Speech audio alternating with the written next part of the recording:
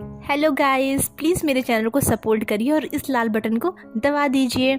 अभी कल मेरी फ्रेंड का फ़ोन आया और उसने मुझसे बहुत ही उदास होकर कहा, काश हमारे इंडिया में भी कवच जैसा सिस्टम होता तो कितना अच्छा होता।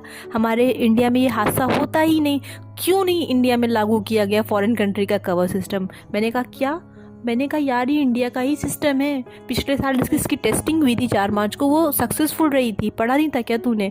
उसने कहा नहीं, तो मैंने नहीं पढ़ा। तो मुझे ऐसा लगता है आप में से बहुत लोग को इसके बारे में नहीं पता होगा।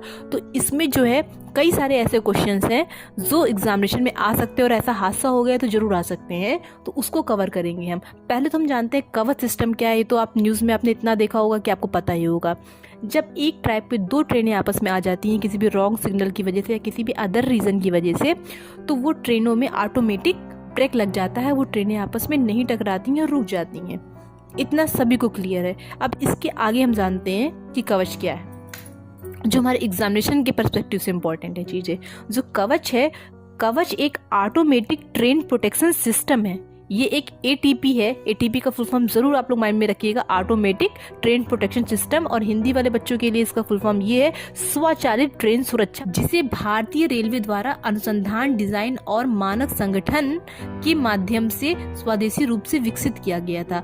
तो ये इसका भी आपको फुल फॉर्म ध्यान में रखना है। RDSO का इंग्लिश में फुल फॉर्म है research design and standard organisation, और हिंदी में इसको बोलते हैं अनुसंधान, डिजाइन और मानक संगठन। कवच का प्रारंभिक विकास 2012 में ट्रेन टक्कर बचाव प्रणाली TCAS के माध्यम से शुरू हुआ और 2022 में पूरा हुआ। अब TCAS का फुल फॉर्म आप लोग माइंड में जरूर रखिएगा, ट्रेन कोलिजन अवॉइडेंस सिस्टम, और हिंदी में इसको बोलेंगे ट्रेन टक्कर बचाव प्रणाली। जो कवच प्रणाली है वो एक सेफ्टी इंटीग्रिटी लेवल 4 की टेक्नोलॉजी है। शॉर्ट में SIL बोलते हैं इसको, और SIL 4 है। SIL का फुल फॉर्म है सेफ्टी इंटीग्रिटी लेवल, और हिंदी में इसको बोलते हैं सुरक्षा अखंडता स्तर। अब हम बात करते हैं कि इसकी पहली टेस्टिंग कब हुई थी। इसकी पहली टेस्टिंग 4 मार्च 2022 को हुई थी, पिछले साल ही हुई थी।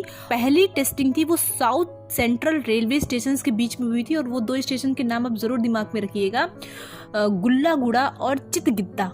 ये तेलंगाना के रेलवे स्टेशन है। ये दिमाग में 2 स्टेशन के नाम जरूर रखिएगा। इनके मध्य हुई थी, जो कि सक्सेसफुल रही थी। बहुत लोग इस चीज को बोलते हैं कि फॉरेन कंट्री जैसा सिस्टम यहाँ पे क्यों नहीं लागू किया जा रहा है।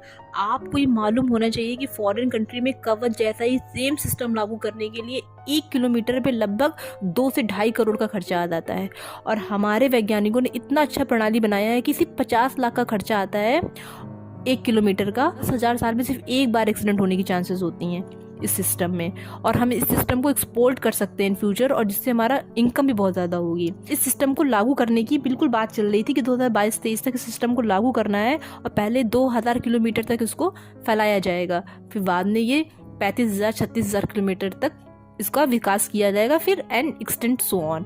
अब हम एक मुख्य प्रश्न में और आते हैं कि जो कवच सिस्टम है ये research design and standard organisation के अंतर्गत तो बनाया ही गया है, लेकिन इसमें कोलैबोरेशन भी हुआ है।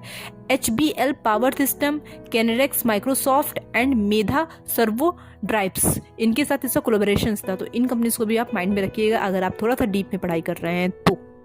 नहीं तो फिर अगर नॉर्मल वनडे एग्जामिनेशन में तो ये नहीं पूछने वाला, नहीं तो ऐसे आपको मालूम होना चाहिए। Okay, bye, have a nice day.